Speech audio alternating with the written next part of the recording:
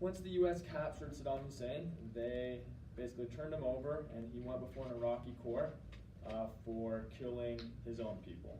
So he was an authoritarian. So when he was in, basically the Iraqi intelligence agencies, they all listened to him, they all followed him. But once the U.S. overthrew him, it was like the other leaders, they were all right with trying him. So I can't show you the video of it, but I can't stop you also from looking it up on your own time. Don't do it right now, but Saddam Hussein was hung by his people. I remember hearing about this probably like 2006, 7-ish. I remember hearing about him being put to death. Is that him right there in that picture? The one where they're putting the noose around his neck? Yeah, that's Saddam Hussein.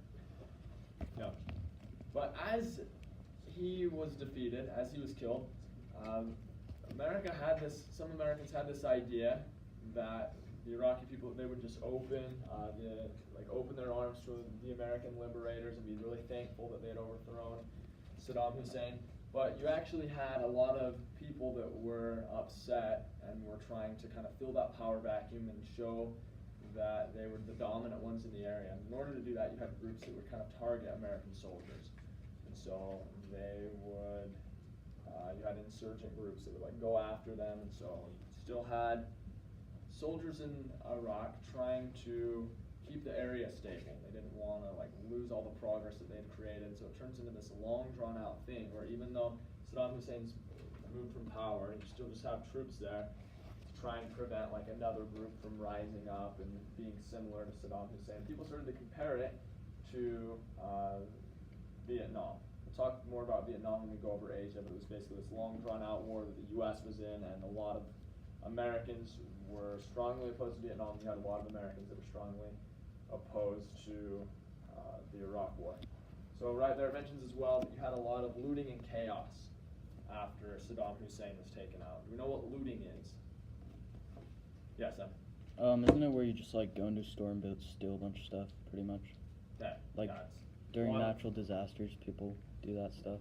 Sure. It's like theft. Yeah. There's a lot of people stealing stuff in the event of chaos. If you've seen Hot Rod, there's this scene where things get way chaotic, and next thing you know, there's rioting in the streets, and I believe they tip a lady out of her wheelchair, and there's this guy that, as they're meeting back together, he has this TV in his arms, and he goes, "Oh, I hate it when people take advantage of a bad situation." Even though he's the one that went and grabbed the TV and looted it. But that gives you a bit of an idea of what was going on. The one picture in the top next to Saddam Hussein, so that's with George W. Bush. You have this banner that says "Mission Accomplished" after Saddam Hussein was overthrown. Wanted to highlight for a minute, this is something I want you to put in your notes. So you have Abu Ghraib. Abu Ghraib, this isn't a person, it's like a prison in Iraq. So this is a place where they would take prisoners of war and they would do a lot of interrogation. So you had U.S. soldiers that are running the place, and you have Iraqi prisoners of war, and you have a ton of controversial stuff that happens in Abu Ghraib. I cannot go into detail with all of it because it's just too much for this class. Again, if you look it up on your own time, I can't stop you, just don't look it up now. But you had individuals that were tortured. So a few of the things that we'll talk about, so they would administer electric shock to some individuals. Let me see if I can, here's a picture I had earlier that I want to, here's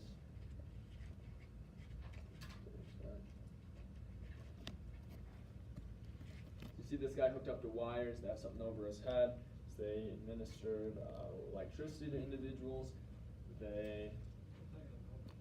What was that? Looks like a ghost? Looks like freaky. Okay. They would also allow prisoners to be attacked by dogs.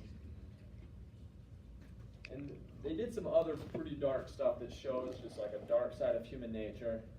They would put collars and leashes on the Iraqi prisoners and basically drag them around by these leashes like animals, make them crawl on their hands and knees.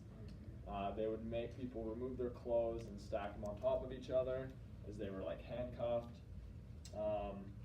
You had people that were dying in custody. there. So the conditions were pretty horrible, and there were pictures taken of Abu Ghraib that were then released to the international community, and this made the U.S. look horrible. Other countries were saying, like, what the heck are you doing? Like, go into Iraq without anyone supporting you there, and then you're just like torturing these people. At the same time, I want you to write this in your notes as well. So you also had Guantanamo Bay. Does anyone know what Guantanamo Bay is? Yes, Sam. That's where they send the really bad guys that do stuff, and then, yeah, it's a bad prison. Okay, so this was a place somewhat similar to Abu Ghraib. It was like an interrogation center, but this is in Cuba, so it's closer to the U.S. It's like off the coast of Florida, you have Cuba. And here in Guantanamo Bay, they did somewhat similar things, but they would also waterboard people. Remember what waterboarding is? Yeah, Austin. Then they would like, I think you said they'd sort of put them at an angle and pour like water on their face so they couldn't breathe and stuff. Okay, yeah, Kyla? Isn't it like where they fill their lungs with like water, and so it almost feels like when they breathe it's almost like drowning, but you're not in water? Yeah, you could argue that it's like a safe version of like not safe, like a lighter version of drowning. Like it is drowning in a sense. It's just a bit different. And so what they might do, like one example, so let's say you have a board, let's say this is an individual and his head's right here. They tilt the board back so his head's like down like this. Then they might put some kind of like bag on his head almost and tie it, and then they'll maybe have a pitcher of water and start pouring it like over his mouth and nose. So the way it's tilted, it's going to be going up through his nose, and it's going to be like getting into his lungs, and it's basically drowning. And it's something that causes like a lot of panic in people, and so I believe like you would have people that would sometimes confess stuff after it. But the wild thing with Guantanamo Bay is they were having a lot of people in there that weren't actually terrorists. Like anyone that they suspected of being a terrorist, they would have going to Guantanamo Bay. And they were torturing people, doing all these interrogation techniques, but they were actually doing it to some innocent people. And so it was extremely controversial, like the rest of the world, saying like, hey, it's against international law to torture individuals. There was a time where George W. Bush was going to recently go and give a speech, I believe in a country in Europe, and they literally boycotted it and said that he's an international war criminal, and they wouldn't let him come and give a speech. So the rest of the world, they were paying attention to this and saying, like, this is messed up stuff. It undermined the United States' reputation a lot in the early 2000s. If you have an AirPod in, go ahead and just take it out. But on this subject, we talked about the Secretary of Defense. His name was Donald Rumsfeld. We talked about Cheney and Rumsfeld and how they were kind of some harsh figures.